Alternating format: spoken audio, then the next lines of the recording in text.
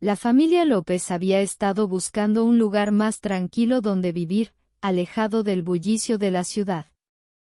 Cuando encontraron la vieja casa de campo al final de un largo camino de tierra, sintieron que era justo lo que necesitaban. La construcción, aunque antigua y un poco deteriorada, estaba rodeada de grandes árboles que le daban una sensación de aislamiento. Al entrar, un aire frío recorrió los pasillos, pero la emoción de comenzar de nuevo superó cualquier inquietud. Daniel, el hijo menor de 7 años, observó cada rincón, pero no pudo evitar sentir que algo en esa casa no estaba bien. Durante el proceso de desempacar, Daniel se encontró con un pequeño coche de madera en la esquina de su nueva habitación. Era un juguete sencillo, desgastado por el tiempo, pero de algún modo lo atrajo. Lo levantó, intrigado, aunque sabía que no pertenecía a ninguna de sus cajas. Sin decir nada, lo guardó entre sus cosas, sin percatarse de que el coche no era solo un juguete olvidado. Aquella primera noche en la casa fue extrañamente silenciosa. Mientras la familia dormía, Daniel, inquieto, se removía en su cama. En medio de la quietud, un leve susurro rompió el silencio, un sonido que venía del armario al fondo de su habitación. Daniel se sentó en la cama, paralizado, mientras escuchaba una risita suave que lo hizo sentir incómodo. El armario, entreabierto, parecía observarlo. Apretó los ojos con fuerza y se acurrucó en su cama, esperando que fuera solo su imaginación. A la mañana siguiente, Daniel se despertó y encontró el pequeño coche de madera en el centro de la habitación. Lo miró con desconcierto, sabiendo que lo había guardado la noche anterior. Lo devolvió a su caja de juguetes, pero algo en su interior le decía que el juguete no quería quedarse quieto. Esa tarde, mientras jugaba en el jardín bajo el tenue sol del atardecer, Daniel vio algo que lo dejó inmóvil.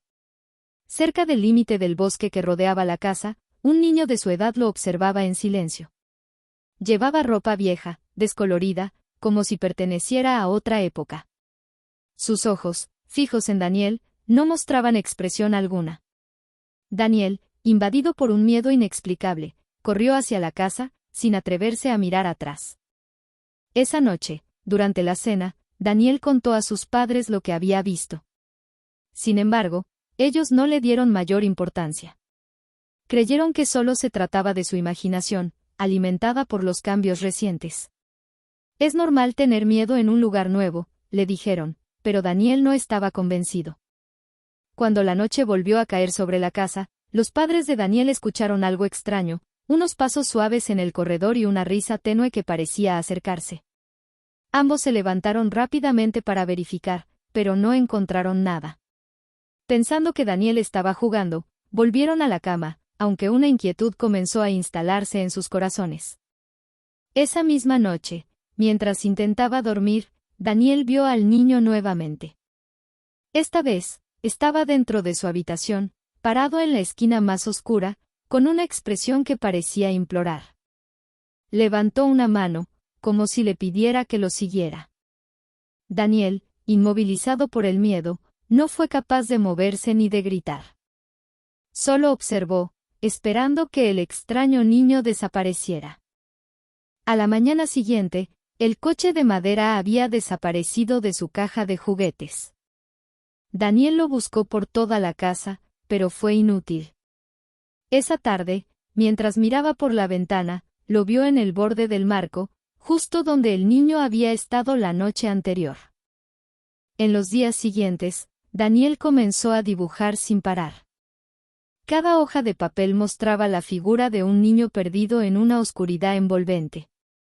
La madre, al revisar los dibujos, sintió un escalofrío que recorrió su espalda. Las imágenes eran perturbadoras, especialmente porque Daniel nunca había mostrado interés en dibujar antes. Aquella noche, a las 3 de la madrugada, las luces de la casa comenzaron a parpadear. Daniel se despertó y vio que la puerta de su armario, una vez más, estaba entreabierta. El susurro familiar volvió, pero esta vez, la puerta comenzó a abrirse lentamente, como si algo más intentara salir. Al día siguiente, mientras limpiaba el comedor, la madre de Daniel miró por la ventana y, en la distancia, vio una figura oscura moviéndose entre los árboles del jardín. La figura parecía moverse lentamente, pero algo en su forma la inquietaba profundamente. Daniel comenzó a notar sombras extrañas en su habitación, sombras que no coincidían con los muebles. Parecía que se movían por su cuenta, envolviéndolo cada vez que apagaba las luces.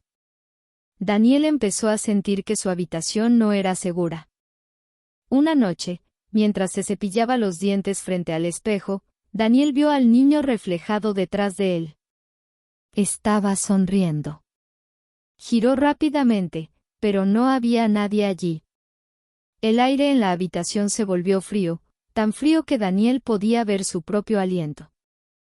Una tarde, Daniel desapareció de la vista de sus padres por varias horas. Lo buscaron desesperadamente por la casa, pero finalmente lo encontraron en el ático, de pie en la oscuridad, mirando fijamente a un rincón vacío. No recordaba cómo había llegado allí. Al día siguiente, la madre de Daniel notó extrañas marcas en las paredes de su cuarto. Eran largas y delgadas, como si alguien hubiera raspado con sus uñas, dirigiéndose hacia la cama de Daniel. Un anciano vecino se acercó un día a los padres de Daniel. Les contó que la casa tenía una historia oscura. Un niño había desaparecido allí muchos años atrás, y desde entonces, las familias que vivían en la casa la abandonaban pronto, incapaces de soportar la presencia que residía en ella. Mientras cenaban, una sombra cruzó lentamente la puerta de la cocina. El padre de Daniel se levantó de inmediato para investigar, pero no encontró nada. Sin embargo, la sensación de ser observados no los abandonó.